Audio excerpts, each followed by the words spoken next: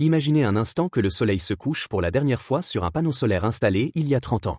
Pendant des décennies, il a capté la lumière, transformé les rayons en électricité, alimenté une maison, une ferme ou peut-être une petite usine. Silencieux, immobile, fidèle au poste. Puis un jour, son rendement diminue, la technologie évolue, et vient le moment de le remplacer. Que devient-il alors? Est-il relégué au rang de déchet industriel, ou entame-t-il un nouveau voyage, presque aussi fascinant que le premier? Depuis le début du XXIe siècle, l'énergie solaire connaît une croissance spectaculaire. Des millions de toits à travers le monde se sont couverts de panneaux photovoltaïques. Dans les zones rurales comme dans les grandes métropoles, ces surfaces vitrées sont devenues un symbole de modernité et d'indépendance énergétique. Un panneau solaire standard possède une durée de vie moyenne comprise entre 25 et 30 ans. Cela signifie qu'aujourd'hui, les premières grandes vagues d'installation arrivent progressivement en fin de cycle. À première vue, on pourrait imaginer un problème colossal. Des millions de tonnes de matériaux à traiter, des structures composites difficiles à démonter, des composants électriques complexes. Pourtant, la réalité est plus nuancée. Un panneau solaire est composé majoritairement de matériaux recyclables. Entre 90 et 95% de sa masse peut être récupérée. Le verre représente environ 70% du poids total. L'aluminium du cadre compte pour près de 10%. Viennent ensuite le silicium, le cuivre, l'argent et divers polymères techniques. Lorsqu'un propriétaire décide de moderniser son installation, une équipe spécialisée intervient. La dépose n'est pas improvisée. Les techniciens travaillent avec précaution pour éviter les micro-fissures dans le verre trempé. Même une fissure invisible peut compliquer la manipulation ultérieure ou créer un risque électrique. Chaque panneau est décroché, débranché, puis soigneusement emballé pour le transport. Une fois arrivés au centre de traitement, les modules passent par une phase d'enregistrement. On note le fabricant, le modèle, l'année d'installation, l'état général. Des photos sont prises pour documenter d'éventuels défauts visibles. Cette traçabilité est essentielle. Elle permet non seulement de suivre les flux de matériaux, mais aussi d'identifier les panneaux encore fonctionnels. Car tous les modules retirés ne sont pas inutilisables. Certains peuvent produire encore 70 ou 80% de leur capacité initiale. Ils sont parfois revendus pour des projets à plus petite échelle, comme l'alimentation de hangars agricoles ou de systèmes d'irrigation isolés.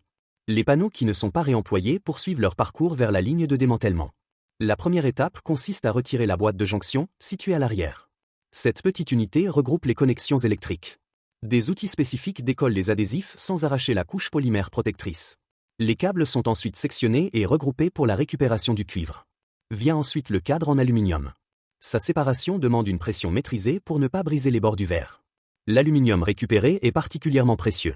Il peut être refondu avec une dépense énergétique bien inférieure à celle nécessaire pour produire de l'aluminium primaire à partir de bauxite. Ce simple geste contribue déjà à réduire l'empreinte carbone globale du processus. Une fois le cadre et la boîte retirés, il reste le cœur du panneau, une structure multicouche étroitement laminée. En façade, une plaque de verre trempé protège l'ensemble. En dessous, une fine couche d'EVA, un polymère encapsulant, maintient les cellules photovoltaïques en silicium et les protège contre l'humidité. À l'arrière, une feuille de protection assure l'isolation électrique. Cette architecture en sandwich rend le panneau extrêmement résistant aux intempéries, mais elle complique sa séparation. Pour y parvenir, les centres de recyclage utilisent des procédés mécaniques et thermiques. Certains systèmes chauffent légèrement les modules pour ramollir l'EVA. D'autres privilégient des techniques de découpe contrôlées afin de fragiliser les liaisons internes. Progressivement, le panneau perd sa rigidité initiale. Les couches commencent à se dissocier. Le verre peut être isolé, tout comme les fragments contenant le silicium. Cette phase demande une grande précision. Trop de force risquerait de mélanger les matériaux de façon irrécupérable. Trop peu ralentirait la cadence industrielle. Lorsque les premières séparations sont effectuées, les matériaux sont orientés vers des flux distincts. Le verre, désormais débarrassé de la plupart des impuretés, constitue la fraction la plus importante. Il sera transformé plus tard, mais son voyage ne fait que commencer.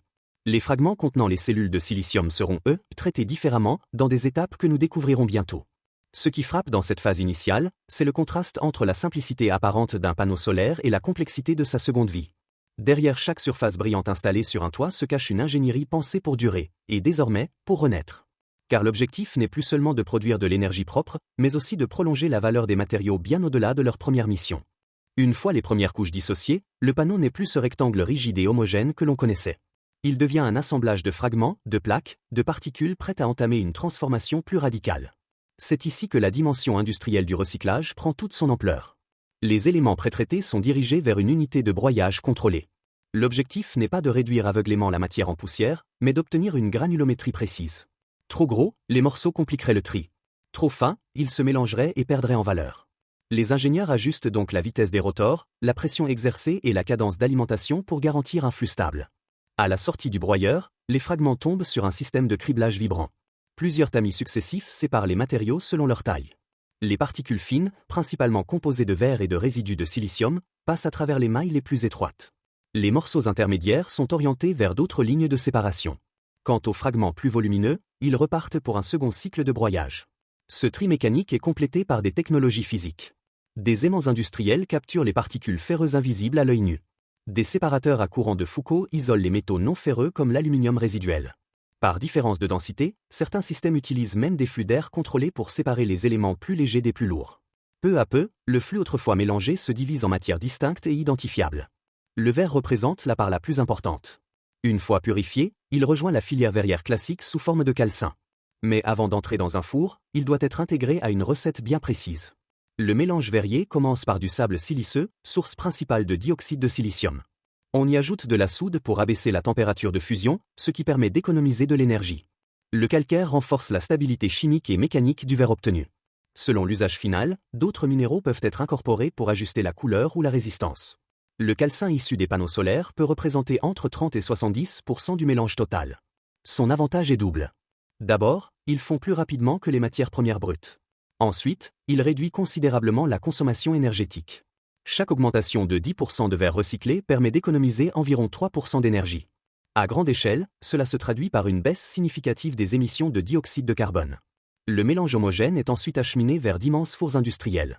À l'intérieur, la température dépasse 1250 degrés Celsius. La matière solide se transforme lentement en un liquide incandescent, épais et brillant. Pendant près de 24 heures, le bain de verre s'uniformise. Les bulles d'air remontent à la surface et éclatent. Les impuretés se dissipent. Lorsque la viscosité idéale est atteinte, le verre en fusion est prêt à être façonné. Un mécanisme coupe le flux continu en gouttes parfaitement calibrées, appelé paraison. Chacune d'elles est déposée dans un premier moule, où une impulsion d'air comprimé crée une ébauche creuse. Cette préforme, encore rougeoyante, est transférée dans un second moule qui lui donnera sa silhouette définitive. En quelques secondes, une bouteille ou un pot prend forme. Le processus est fluide, presque chorégraphié. Des capteurs surveillent la température, la pression, l'épaisseur des parois. Chaque paramètre est ajusté en temps réel pour garantir une uniformité parfaite. Des robots saisissent délicatement les pièces incandescentes et les déposent sur un convoyeur.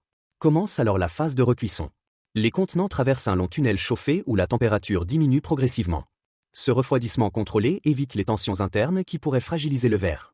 Selon l'épaisseur du produit, cette étape peut durer plusieurs minutes. À la sortie, les objets sont inspectés avec une précision remarquable. Des caméras à haute vitesse analysent la surface. Des capteurs vérifient la régularité du col et la planéité du fond. La moindre fissure, la plus petite bulle d'air, entraîne l'exclusion immédiate de la pièce concernée. Seuls les produits conformes poursuivent leur route vers l'emballage. Ainsi, le verre qui protégeait autrefois des cellules photovoltaïques devient bouteille de jus, bocal alimentaire ou flacon pharmaceutique. Ce changement de fonction illustre la capacité des matériaux à traverser les industries et à prolonger leur utilité. Mais le verre n'est qu'une partie de l'histoire. Au-delà de ces fragments translucides, d'autres composants, plus discrets mais tout aussi stratégiques, poursuivent leur propre transformation.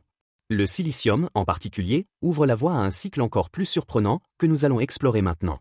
Au cœur des fragments restants se trouve un matériau discret, gris argenté, presque banal en apparence, et pourtant essentiel à notre ère technologique, le silicium. C'est lui qui, dans le panneau solaire, captait la lumière pour la transformer en électricité. Et même après des décennies d'exposition au soleil, il conserve une valeur considérable. Lorsque les particules issues du broyage contiennent encore des cellules photovoltaïques, elles sont dirigées vers une ligne de traitement spécifique. Le silicium est intimement lié à de fines couches métalliques, notamment de l'argent et du cuivre, qui servaient à conduire le courant électrique. Pour les récupérer, plusieurs méthodes existent. Certaines installations utilisent des procédés thermiques contrôlés pour brûler les résidus polymères. D'autres privilégient des traitements chimiques capables de dissoudre sélectivement les métaux sans altérer le silicium. Ces opérations se déroulent dans des environnements strictement contrôlés. Les températures, les concentrations chimiques et les temps d'exposition sont ajustés avec précision. L'objectif est double, extraire les métaux précieux et purifier le silicium. Car même si la quantité d'argent contenue dans un panneau est relativement faible, multipliée par des millions d'unités, elle représente une ressource non négligeable. Une fois séparé, le silicium est nettoyé, séché puis analysé. Sa pureté détermine son futur usage. Dans certains cas, il peut être réintroduit dans la fabrication de nouvelles cellules photovoltaïques, après un raffinage complémentaire. Dans d'autres, il trouve sa place dans l'industrie métallurgique ou électronique. Cette capacité à redevenir matière première illustre parfaitement le principe d'économie circulaire. Le cuivre récupéré dans les câbles et les connexions suit également sa propre filière. Refondre du cuivre recyclé consomme beaucoup moins d'énergie que l'extraction minière et le raffinage primaire. Chaque kilogramme réutilisé évite des émissions significatives de gaz à effet de serre. À l'échelle mondiale, cette économie énergétique prend une dimension considérable. Au fil de ces transformations, le panneau solaire initial s'est totalement dissocié. Il n'existe plus comme objet unique. Il est devenu verre, aluminium, silicium, cuivre. Autant de matières qui circulent désormais dans des chaînes de production différentes, parfois très éloignées du secteur de l'énergie. Ce mouvement reflète une évolution plus large de notre rapport aux technologies. Pendant longtemps, l'innovation s'est concentrée sur la performance et le coût. Aujourd'hui, la fin de vie des produits est intégrée dès la conception. Les fabricants travaillent à simplifier les assemblages, à réduire les substances difficiles à recycler, à faciliter le démontage futur. L'enjeu est d'autant plus important que la capacité solaire installée dans le monde continue d'augmenter chaque année. Les volumes de panneaux en fin de vie resteront modestes encore quelques temps, mais ils croîtront inévitablement.